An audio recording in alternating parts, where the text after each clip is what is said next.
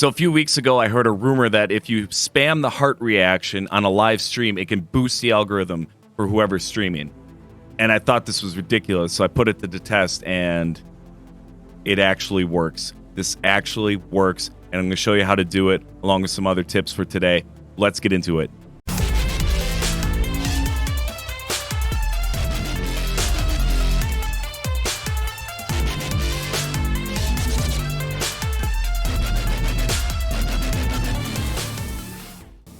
As always, I want to thank you guys for stopping by. Look, the algorithm is such this mystery pancake of layers and onion pancake layers.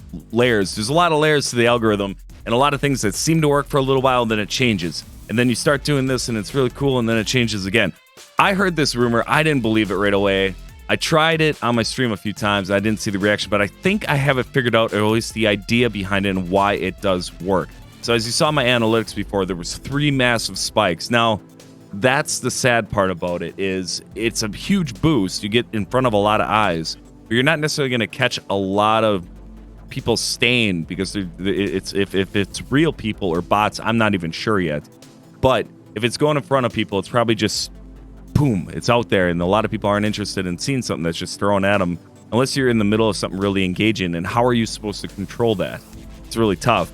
There are some tips though to make it work to your advantage, and I've seen other streamers use this, such as Stone Mountain on Facebook. He has like the heart attack thing and all that stuff. Like, it works.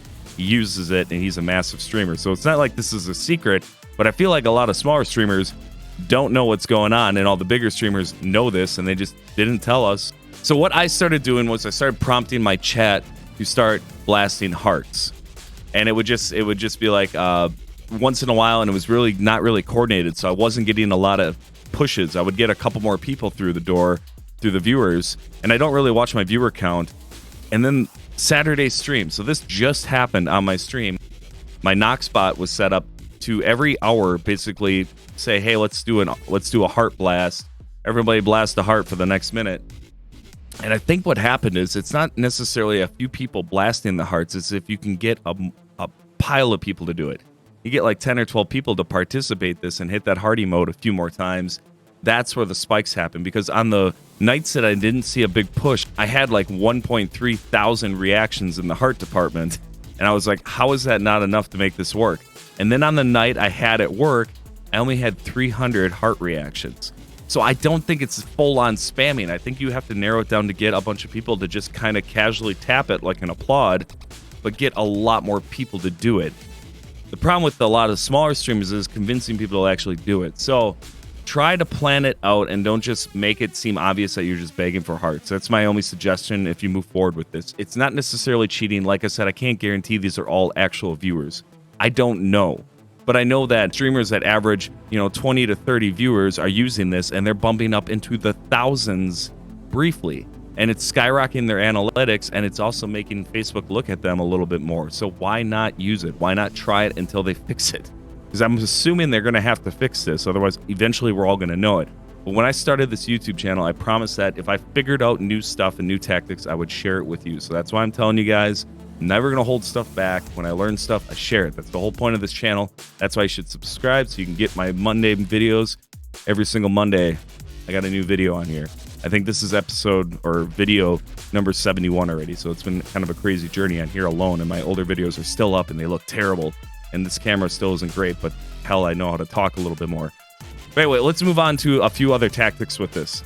Real quick, I want to touch base on the algorithm. I get this question a lot on my stream, and I get it from other streamers. How do you get supporter? How do you get supporter? And my answer is always very straightforward. It's always, you have to play the same game for a while and really drive it home to get growth. And they all respond with, but my chat doesn't want to see that, or I'll get bored doing that, and all that kind of stuff. The harsh truth is, I've never seen any other streamer I know get supporter and not do this. So I don't know the answer for you, unless you can have a very strong outside social media game. That's the only thing I feel like could maybe push you over. If you have a really strong TikTok, or if you're killing it on Instagram and then you happen to stream, then it won't matter, because you're not using the algorithm to grow, and you're getting your viewership in that way. Another thing to consider, and this is kind of like a gray area, and maybe I'll get some flack for this in the comments, which is fine. I totally understand where you guys are coming from. I just know that everybody does it.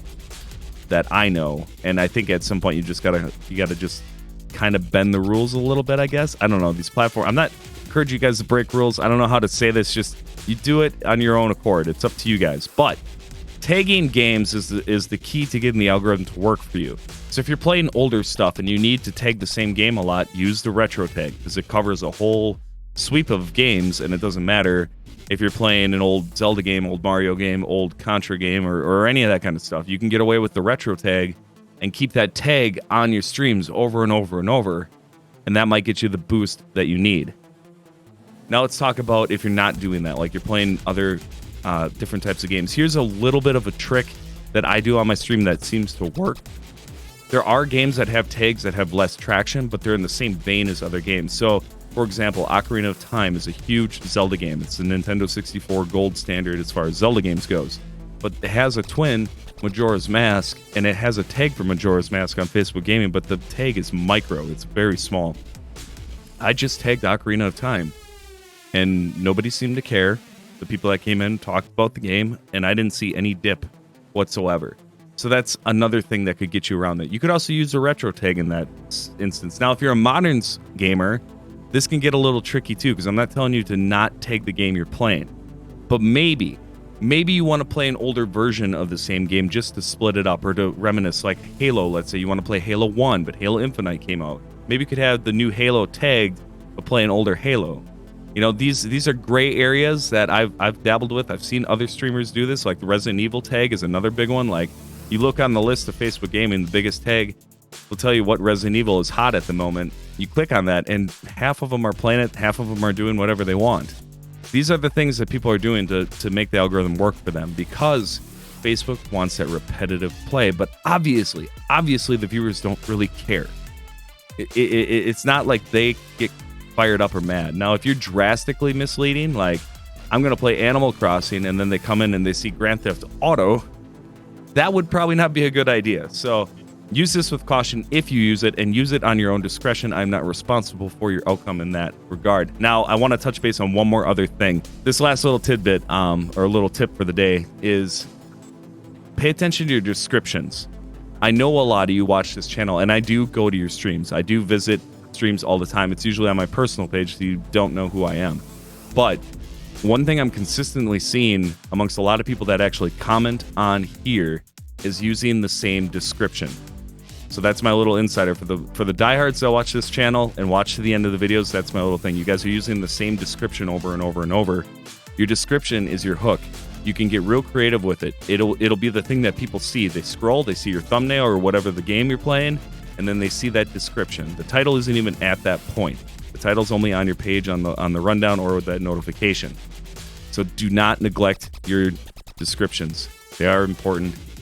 Change it up. Do something weird. I always do weird stuff with mine. Then I leave little Easter eggs in the bottom of my descriptions to see if people will participate in it, and it has worked. Or I'll just make a question of the day in my description, because who really cares, right? I mean, there are no exact rules. Well, there are rules, and you should check them out. If you're streaming on the platform, check out all the rules. But just to let you guys know, we do bend the rules, and we do try to make things work in our advantage, and I'm not going to hide that from you, and most other streamers would agree with me, and I'm sure there's a few diehards that wouldn't, and I'm sorry, but that's my tips for today. I know it was a hodgepodge, but the algorithm thing is real. Get those descriptions in order and get good with your tagging. That's it, guys. See you next Monday.